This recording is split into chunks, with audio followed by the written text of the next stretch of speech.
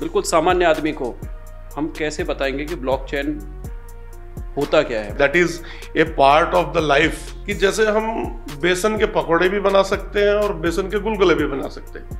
इसका belief system क्या है, कैसे हम विश्वास करें? मैं बोलूं कि दिनकर जी ने मुझे 100 रुपए दिए, इसकी एंट्री बैंक में हो गई, लेकिन मेरे को बैंक पे विश्वास नहीं है। भारत के साइंटिफिक फ्रेटर्निटी को आप वर्ल्ड में किस लेवल पे मैप करते हैं या उनको मेजर करते हैं कि क्या हम कहाँ से कहाँ पहुँचे हैं? कि मुझे तो जहाँ भी इनोवेशन दिखता है, जहाँ पे भी दिमाग का उपयोग होते हुए दिखता है, वहाँ कोई ना कोई भारतीय ही दिखता है। नमस्कार दोस्तों, ये है डिटॉक्स पावर्ड बाय कुदरती स्टूडियो और मैं हूँ आपका होस्ट दिनकर शर्मा। डिटॉक्स पर हम दिखाते हैं आपको एकेडमिक पॉडकास्ट अलग अलग सब्जेक्ट्स पर जो हर वेडनेसडे को आपको देखने को मिलते हैं और आपका प्यार हमें व्यूज़ के रूप में, सब्सक्राइब के रूप में मिल रहा है। और आज एक विशेष पॉडकास्ट में हमारे साथ हैं एक ऐसी जयपुर की एक ऐसी शानदार पर्सनैलिटी जिसने भारत का नाम विदेशों में भी एक टेक्नोक्रेट के रूप में रोशन किया है। और मेरे साथ हैं डॉक्टर नवीन कुमार शर्मा। और ये खास बात इनकी ये है कि ये जयपुर के यूनिवर्सिटी महाराजा कॉलेज के स्टूडेंट रहे हैं। नमस्कार नवीन जी। नमस्कार दिनकर जी। सर कैसे हैं आप? बहुत बढ़िया, और अभी तो और अच्छा महसूस हो रहा है जब कुदरत स्टूडियो में आके एक जयपुर जैसे शहर में एक नए बिल्कुल सोशल मीडिया और मीडिया के जगत की जो एक नया एक आवरण देख रहा हूँ। तो और डिटॉक्स स्टूडियो में आप ये जो कर रहे हैं काबिल तारीफ है। आपको बहुत बहुत धन्यवाद देना चाहूँगा। थैंक यू आपने मुझे बुलाया। थैंक यू, आप हमारे बीच में मौजूद हैं। और आज हम बात करेंगे एक ऐसी टेक्नोलॉजी की जिसने पूरे विश्व को, पूरे वर्ल्ड को प्रभावित किया है, और वो है ब्लॉकचेन टेक्नोलॉजी। और उसकी बात करने के लिए हमारे जो गेस्ट हैं डॉक्टर नवीन कुमार शर्मा, टेक्नोलॉजिस्ट हैं, सीरियल एंटरप्रेन्योर हैं और बहुत सारी बेस्ट सेलिंग बुक्स के लेखक हैं। तो सर मैं सबसे पहले आपसे कहूँगा कि आप अपना प्रोफाइल खुद ही हमारे व्यूअर्स को बताएं कि आप किस फील्ड में काम करते हैं टेक्नोलॉजी में। तो अगर मैं मेरे बारे में बताऊं, मेरी शुरुआत एक स्टूडेंट की तरह महाराजा कॉलेज से हुई, और मैं मानता हूं कि आप मुझे टेक्नोलॉजी के लिए कुछ बोले या सीरियल एंटरप्रेन्योर बताएं, that is a part of the life. वो बिजनेस वाले एक चीज़ें चलती है, पर मुझे महसूस होता है कि जिस इंडस्ट्री में हम लोग काम कर रहे हैं, I am always a student. Each and every day there is a new thing and I need to मुझे हर रोज नया सीखने को होता है। ब्लॉकचेन भी वैसी ही कुछ चीज़ है जिसके बारे में हम आपसे आज बात करेंगे। पर उससे पहले मेरा थोड़ा सा परिचय दे दूं। मैंने किया था एमटेक 2000 के आसपास, अमेरिका में कुछ टाइम रहा। मेरी एजुकेशन मैंने फिर वापस चालू रखी। मैंने यहाँ साइबर सिक्योरिटी में डॉक्टरेट किया, जो एक आप समझ सकते हैं वक्त की मांग है। इसके अलावा जब एक नया सिस्टम आता है, टेक्नोलॉजी, इंटरनेट, एक नई चीज़ जब हुई, तो यहाँ पे लॉ एक्सपर्ट्स की भी साइबर को लेकर डिमांड रही। तो फिर cyber law, so I also मैंने अपना लॉ ग्रेजुएशन किया जिसमें मेरी एक्सपर्टीज कंप्लायंसेस और साइबर रही। जब आर्टिफिशियल इंटेलिजेंसी ने मार्केट को कवर करना शुरू किया तो हमने आर्टिफिशियल इंटेलिजेंसी में बहुत काम किया। और जिस मुद्दे पे हम बात कर रहे हैं, ब्लॉकचेन पॉपुलर होना शुरू हुई 2007 के बाद, जब अमेरिका में एक स्लम्प आ गया था और बहुत सारे फाइनेंशियल इंस्टीट्यूट धराशायी हो गए थे। तो उस वक्त जब ब्लॉकचेन ने आना शुरू किया तो हमने ब्लॉकचेन पे अपनी एक्सपर्टीज ली। तो आप देखिए, एक मल्टी टैलेंटेड टेक्नोक्रेट पर्सन हमारे सामने हैं। नवीन जी, सबसे पहले बात तो ये है कि हम राजस्थान में बैठे हैं, भारत में बैठे हैं। बिल्कुल सामान्य आदमी को हम कैसे बताएंगे कि ब्लॉकचेन होता क्या है? एक कोई सिंपल एग्जांपल लेके आप हमें बताइए। ब्लॉकचेन क्या है? ब्लॉकचेन एक टेक्नोलॉजी है। टेक्नोलॉजी को आप अच्छे के लिए यूज कर लो, बुरे के लिए यूज कर लो, जैसा आप चाहो उसको यूज कर सकते हो। तो यहाँ जब मैं आपको समझाऊंगा कि एक आम आदमी को कैसे समझ में आएगी, पर उससे पहले ये क्लियर करके चलूं कि जैसे हम बेसन के पकौड़े भी बना सकते हैं और बेसन के गुलगुले भी बना सकते हैं, ठीक है। और ब्लॉकचेन से हेल्थ केयर के, पेशेंट के डेटा को प्रोटेक्ट भी कर सकते हो। गवर्नमेंट के सिस्टम को इस तरह से बना सकते हो कि हम बात करते हैं ईवीएम हैक हो गया, आप ब्लॉकचेन से इतना स्ट्रॉन्ग सिस्टम बना सकते हो कि वहां गारंटी हो कि कोई चांस नहीं है गलती का। तो ब्लॉकचेन है क्या? आप समझे, आपका एक बैंक में अकाउंट है। जब आपका बैंक में अकाउंट होता है तो आप किसी को पैसा देते हैं, आपके अकाउंट में पैसा आता है, तो वो एक लेजर मेंटेन करते हैं। हाँ, खाता मेंटेन करते हैं। उस खाते में आप नॉर्मल एक्सेल शीट तो सभी लोग समझते हो, तो एक्सेल शीट में एक एंट्री होगी कि पैसा आ गया, पैसा चला गया।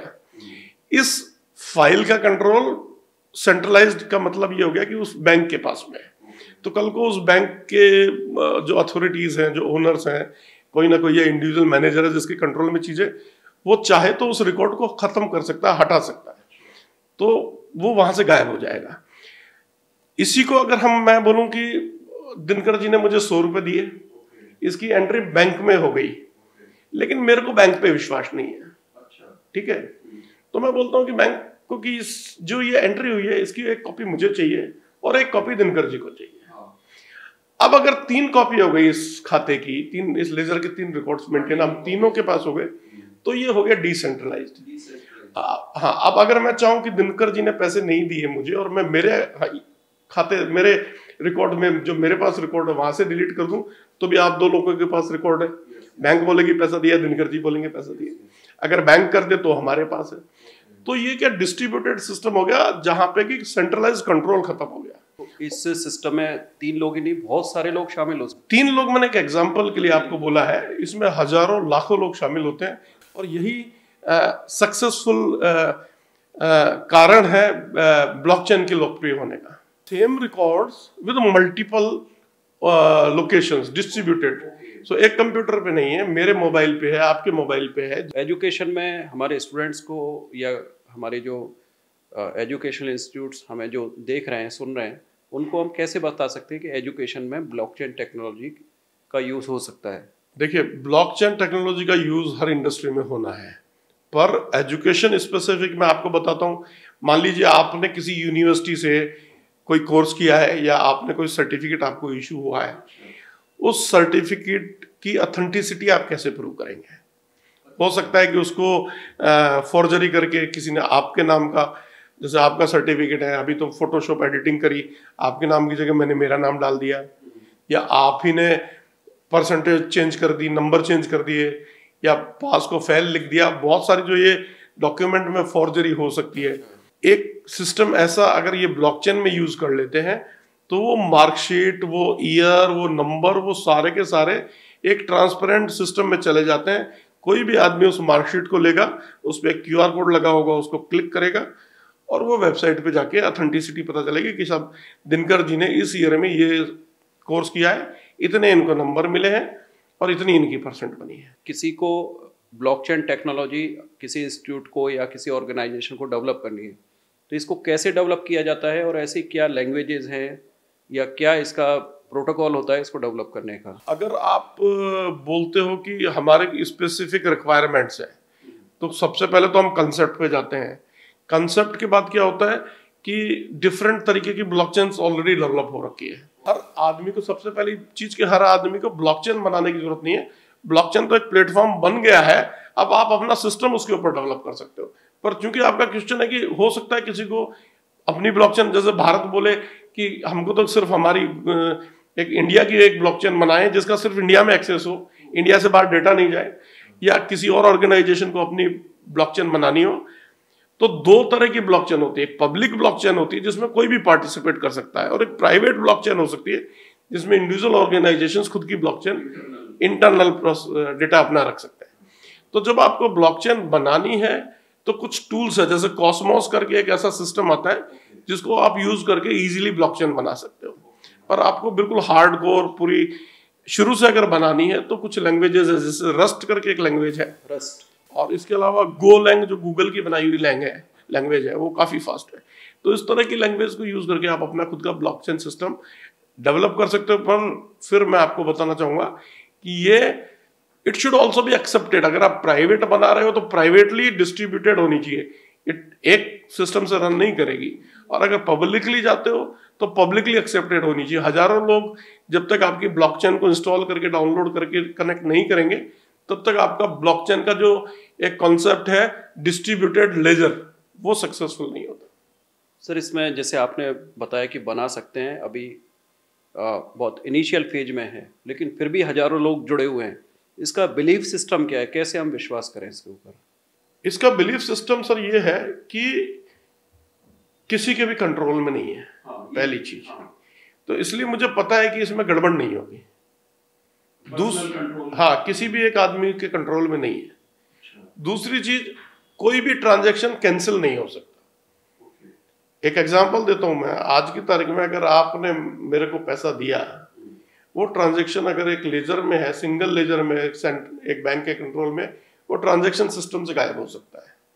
आदमी कर सकता है, वायरस कर सकता है, ठीक है। पर अगर आपने मुझे 100 रुपए दिए और हमारे पास ये ब्लॉकचेन में लिखा है, तो ये परमानेंट पत्थर की लकीर हो गया। अब ये हमेशा के लिए, और हर आदमी, ब्लॉकचेन की विशेषता अलग अलग की है कि वो दिनकर या नवीन को नहीं जानेगा, पर जो आपका वैलेट आईडी और मेरा वैलेट आईडी, आपके वैलेट आईडी से मेरे वैलेट आईडी में है, वो सबको पता होगा, पहली चीज। दूसरी चीज, अब आप बोलो कि मैंने तो गलती से दे दी है, तो आपने गलती से दे दी, तो अब मुझे दूसरा ट्रांजेक्शन करके आपको आपके अमाउंट वापस देना पड़ेगा, तो 2 ट्रांजेक्शन रिकॉर्ड हो जाएंगे। और ये एक अच्छी चीज है मेरे हिसाब से, सबको पता होना चाहिए कि दिनकर जी ने अगर 100 रुपए गलती से दिए, नवीन ने वापस दे दिए।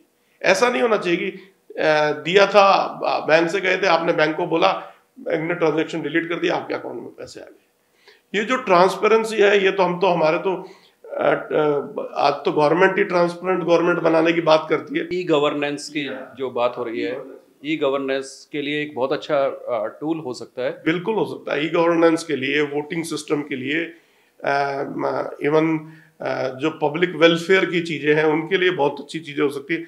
मैं आपको बताऊं, एक यूज केस आपको बताता हूं कि अगर आप ब्लॉकचेन के थ्रू फंड्स देते हो और यूनिक करेंसी क्रिएट कर देते हो, तो आप इस तरह का भी सिस्टम बना सकते हो कि कृषकों को जो पैसा या सब्सिडी खाद के लिए गई है, वो सिर्फ और सिर्फ खाद में ही खर्च हो सके। वो, हाँ, तो वो ऐसा सिक्का हो जाएगा कि अगर उससे आप जैसे पेटीएम करते हो, पेटीएम से आपने गए, तो पेटीएम की जगह अगर ये सिस्टम हो जाता है, तो किसान के अकाउंट में, ये आप मान लीजिए ब्लॉकचेन वाला सिस्टम पड़ा है, किसान अगर जाके खाद खरीदेगा तो उसके अकाउंट से पैसा चल जाएगा।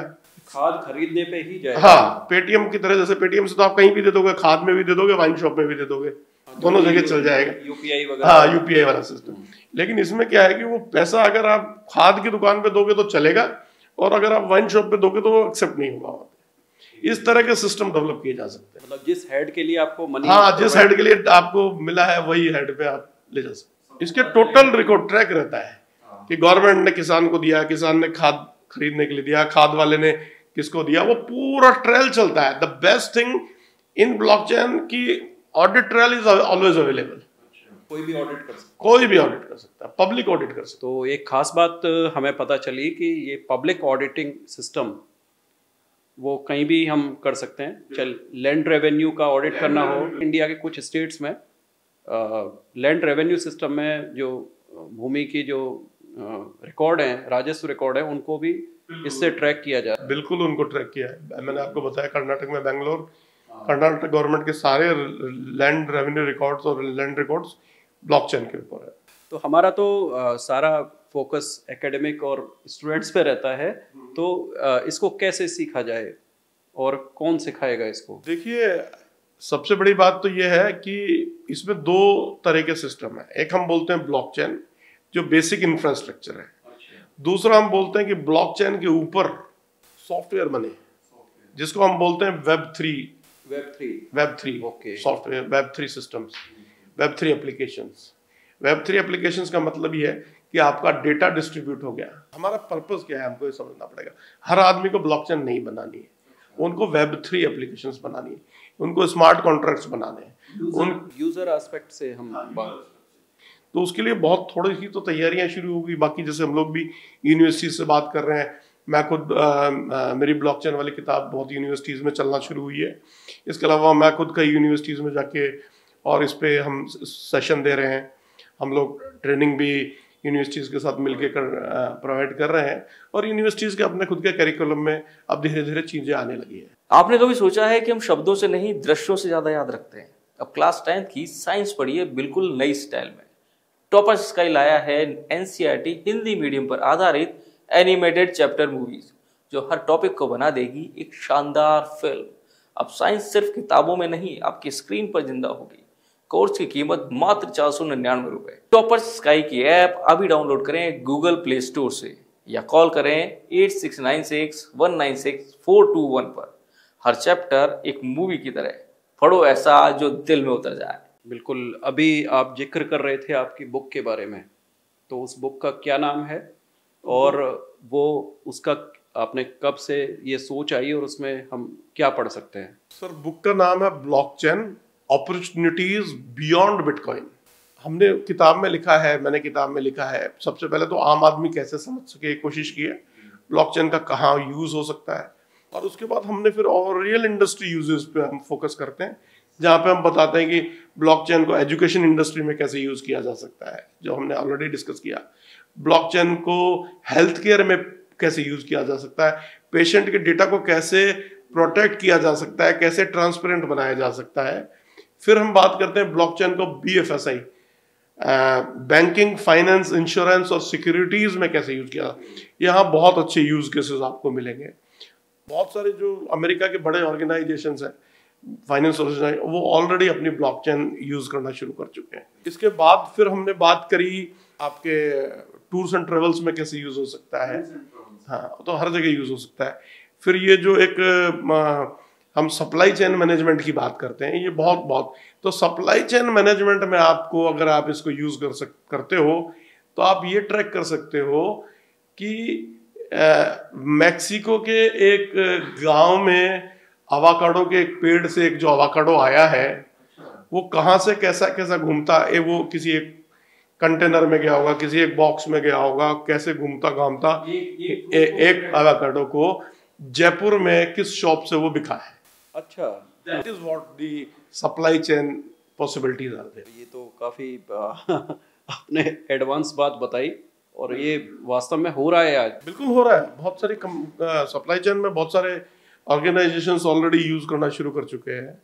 हेल्थ केयर में दवाइयों का सोर्सिंग बहुत मायने रखती है। हाँ, ये बहुत इम्पोर्टेंट है। नकली दवाइयाँ तो नहीं है, ये मायने रखता है। वहां पे यूज किया जा सकता है। इंडिया में मुझे नहीं लगता भी यूज हो रहा है, और अमेरिका में वही सप्लाई चेन एक पार्ट हो जाता है। देन फिर ऑथेंटिसिटी आप चेक कर सकते हो। तो देखिए, आपने डिफरेंट एस्पेक्ट में ब्लॉकचेन टेक्नोलॉजी के यूजेस देखे। भारत में इसका आप क्या फ्यूचर देखते हैं? जैसे हमारे माननीय प्रधानमंत्री जी कहते हैं कि भारत को 2047 तक हमें सुपर पावर बनाना है, तो क्या ब्लॉकचेन टेक्नोलॉजी उसमें एक टूल होगी, ऐसा आपका मानना है? मैं आपको दिनकर जी बताता हूँ कि ब्लॉकचेन की पावर क्या है। डिस्ट्रीब्यूशन ही ब्लॉकचेन की पावर है। जितना ज्यादा डिस्ट्रीब्यूट हो रहा है उतना ही ज्यादा उसकी पावर बढ़ रही है। और अगर पॉपुलेशन की बात करें, नंबर ऑफ मोबाइल फोन और डिवाइसेस की बात करें, तो मुझे लगता है भारत से ज्यादा अभी अगर आप पॉपुलेशन, तो दुनिया में हम नंबर 1 हो चुके हैं। अच्छा। और अगर ऑलरेडी हम चाइना को तो बीट कर ही चुके हैं ना पॉपुलेशन में, तो जब हमारी पॉपुलेशन सबसे ज्यादा है तो डिस्ट्रीब्यूशन भी सबसे ज्यादा हमारा होता है। तो हम तो दुनिया की, जो हमारे प्रधानमंत्री कह रहे हैं वो बिल्कुल होने ही वाला है। दुनिया की नंबर 1 तो कल के अखबार में था कि हमने जापान को बीट कर दिया है हमारी इकोनॉमी में। तो ये तो होने वाला ही है। और ऑलरेडी ब्लॉकचेन का यूज होने लगा है इंडस्ट्रीज में, लोगों को अब समझ में आ रहा है, आगे और होगा।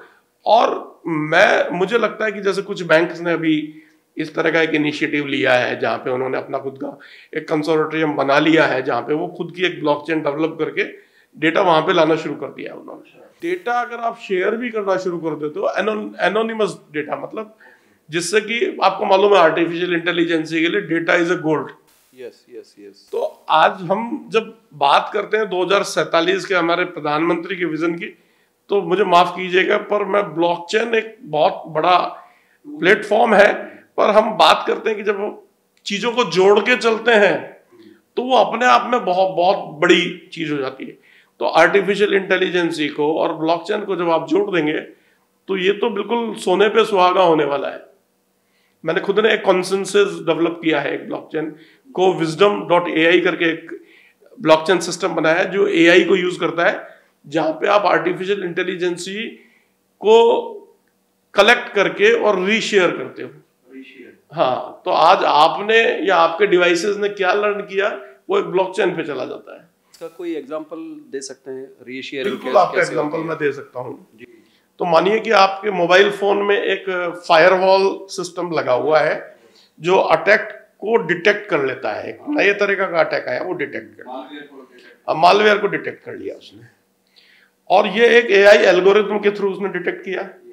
अब उसने ये जो लर्निंग करी ना कि इस तरह का अगर बिहेवियर ये करता है तो ये एक मैलवेयर है, ये लर्निंग वो शेयर कर देता है ब्लॉकचेन पे। अब हो सकता है कि ये छोटा 10,000 20,000 वाला फोन हो, आदमी महीने का 50,000 नहीं कमाता हो, लेकिन ये ही मैलवेयर जब अमेरिका में एक कॉर्पोरेशन पे जाके अटैक करता तो हो सकता है उसको $1 मिलियन का नुकसान 1 सेकंड में लग जाता। अब ये लर्निंग ऑलरेडी ब्लॉकचेन पे चली गई और ये कोविजडम की ब्लॉकचेन पे चलेगी, और कोविजडम की ब्लॉकचेन पे वो कॉर्पोरेशन ऑलरेडी कनेक्टेड है, तो उसको वो इंफॉर्मेशन मिल गई, तो उस तक वो अटैक आया उससे पहले वो प्रिपेयर हो गया, उसने लर्न नहीं किया, सेफ्टी सिस्टम लर्न नहीं किया, पर उसको पता है वो इसको इसी तरह मान सकते हैं, तो उसने अपना $1 मिलियन का प्रोटेक्शन हो गया उसका। कोविजडम टेक्नोलॉजी कैसे यूज करती है, तो कोविजडम में आप अभी रिसर्च आप? हाँ, कोविजडम में हम लोगों का रिसर्च चल रहा है। यहाँ पे हम distributed federative AI learning model पे काम करते हैं, और अमेरिका की कनेटिकट यूनिवर्सिटी के रिसर्च स्कॉलर्स मेरे साथ काम कर रहे हैं। सो हम लोग इस इकोसिस्टम, चीज़ों में टाइम लगता है, और जब आप आम का पेड़ लगाते हो तो 12 साल में फल देता है, तो ये आम के पेड़ से तो बड़ी चीज़ है। तो काफ़ी कुछ हमने इस पर रिसर्च किया, चीज़ें अच्छा मीन्स एक इकोसिस्टम इंडिया में भी डेवलप आप जैसे लोग कर रहे हैं। इंडिया, देखिए कुछ चीज़ें हैं जो इंडिया के लिए है और कुछ चीज़ें हैं जो ग्लोब के लिए है। जब हम उसके लिए ग्लोब के लिए बात करते हैं तो हम अपने को इंडिया के लिए रिस्ट्रिक्ट नहीं करते, जब हमारे अपनों की बात करते हैं तो फिर हम ग्लोब पे नहीं जाते।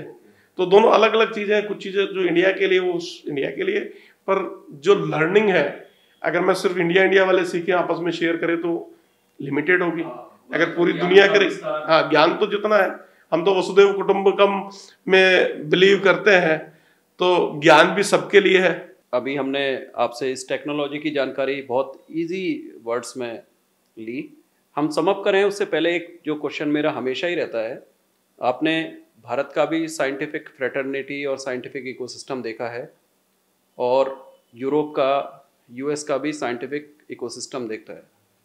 भारत का साइंटिफिक फ्रेटर्निटी, जैसे हमारे यहाँ इसरो जैसी ऑर्गेनाइजेशंस हैं, आईआईटी जैसे वर्ल्ड क्लास इंस्टीट्यूट्स हमारे पास टेक्नोलॉजी के हैं, तो भारत के साइंटिफिक फ्रेटर्निटी को आप वर्ल्ड में किस लेवल पे मैप करते हैं या उनको मेज़र करते हैं कि क्या हम कहाँ से कहाँ पहुँचे हैं? देखिए सर, मैं आपको बताऊं कि मुझे तो जहाँ भी इनोवेशन दिखता है, जहाँ पे भी दिमाग का उपयोग होते हुए दिखता है, वहाँ कोई ना कोई भारतीय ही दिखता है।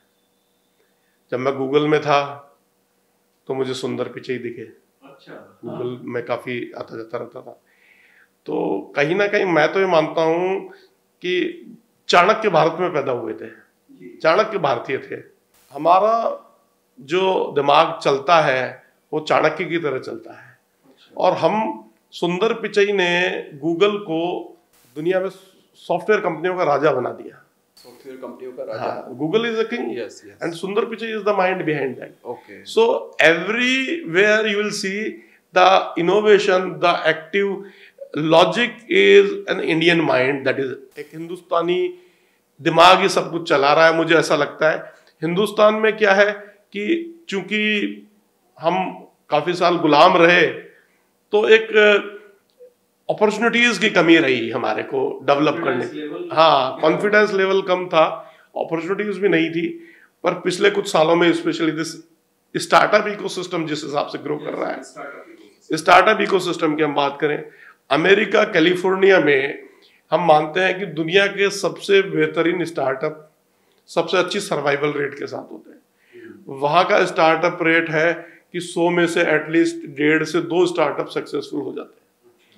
हिंदुस्तान में वो रेट उससे आधी है, लेकिन फिर भी अगर आप देखोगे तो पिछले कुछ समय में वो रेट तेजी से बढ़ी है। पिछले कुछ सालों में, खास करके जब से सरकारों ने स्टार्टअप इकोसिस्टम पे काम करना शुरू किया है, और अदर देशों की, अगर दूसरे देशों से हमारी तुलना करें तो हम बहुत अच्छे हैं। हम लोग सप्लायर बन रहे हैं। हाँ, हम सप्लायर भी बन रहे हैं, और हम हमारे खुद के इनोवेशन भी हैं। भाई सप्लायर, हमारे को ग्लोबल सप्लायर, अगर ग्लोबल डिमांड है तो हम ग्लोबल सप्लायर बने, अगर हम इंडिया में डिमांड है तो इंडियन सप्लायर बने, बट एटलीस्ट हम एक एंटरप्रेन्योर बने। और वो एंटरप्रेन्योर हम बन सकते हैं अगर हमारा स्टार्टअप इकोसिस्टम बहुत बढ़िया चले, तो आप देखो स्टार्टअप्स को बहुत सपोर्ट मिल रहा है, हर जगह पे उनके लिए नए से नए कानून आ रहे हैं। अभी आप देखिए DPDP एक्ट, जो डिजिटल प्राइवेसी एक्ट आया है, स्टार्टअप्स के लिए कॉम्प्लिकेटेड नहीं है, उनको बहुत छूट दे रखी है आपके डेटा प्रोटेक्शन के लिए, जबकि बड़े ऑर्गेनाइजेशन हैं उनके ऊपर बहुत सारे रेस्ट्रिक्शंस हैं। तो मुझे लगता है कि आने वाला टाइम तो it's a golden time, it's already started the golden. The only thing is हमको ये देखना है कि हम तकनीक के साथ तेजी से बदलते रहे हैं। अब पहले वाला जमाना नहीं है। Adaptability and execution should be fast and also at the same time leave also fast if it's not working, if something new is coming, okay, leave it। क्योंकि टेक्नोलॉजी पहले जो 10 साल में बदलती थी ना, वो आज 1 साल में बदलती है। 1 साल पहले हम जिस AI मॉडल की बात कर रहे थे, जिस ब्लॉकचेन की बात कर रहे थे ना, आज वो आउटडेटेड हो चुका है। जब हम कंप्यूटर के जमाने में थे तो एक कंप्यूटर को आउटडेटेड होने में 5 साल लगते थे, आज नहीं लगता है। टेक्नोलॉजी में बहुत चेंज है, तो हमको उसी हिसाब से फास्ट चलना है। उसी हिसाब से फास्ट चलना है, अपने अंदर एडेप्टेबिलिटी डेवलप करनी है, और जो सपना है 2047 तक भारत को सुपर पावर बनाने का, तो उसमें भी हम बहुत आगे दौड़ रहे हैं। लास्ट में मैं चाहूँगा कि आप जयपुर से ग्रो हुए और काफ़ी ऊंचाइयों तक पहुँचे, हमारे जो यूथ है और स्टूडेंट्स को ऐसे कुछ 4-5 आप टिप्स दीजिए कि वो करियर में कैसे सक्सेसफुल हों, खासकर साइंस के जो स्टूडेंट्स हैं, जो हमारे देश के साइंटिस्ट बनेंगे या भारत को आगे ले जाएंगे। देखिए, मैं बहुत सारी यूनिवर्सिटीज़ में जाता रहता हूँ, बहुत सारे एजुकेशन इंस्टीट्यूट से जुड़ा हुआ हूँ। हमारे जो बिजनेसेस हैं, software company, banking, financial, BFSI segment के हमारे मल्टीपल बिजनेसेस हैं। बहुत सारे लोगों से, इंटर्न से मिलता रहता हूँ। मुझे लगता है कि एक माइंड सेट बहुत ज़रूरी है। जैसे ही कॉलेज पास आउट बच्चे होते हैं, उनको ये नहीं पता होता उनको क्या करना है, पर उनको जॉब चाहिए होती है। मुझे लगता है कि जॉब से पहले उनको समझना है कि उनको वो करना चाहिए। जॉब बिल्कुल सही है, हर आदमी को जॉब चाहिए, पर आप उस सेगमेंट में जाके जॉब ढूंढें। ऐसा ही नहीं कुछ भी जॉब अभी पकड़ ली फिर बाद में उसमें टाइम खराब होता है। आप थोड़ा वेट करें, आप उस सेगमेंट में जाके काम पकड़ें जिस सेगमेंट में काम करने में आपको मजा आता है। ठीक है। दूसरी चीज, हर आदमी, जो हमारा जॉब वाला माइंडसेट है वो खत्म होना चाहिए।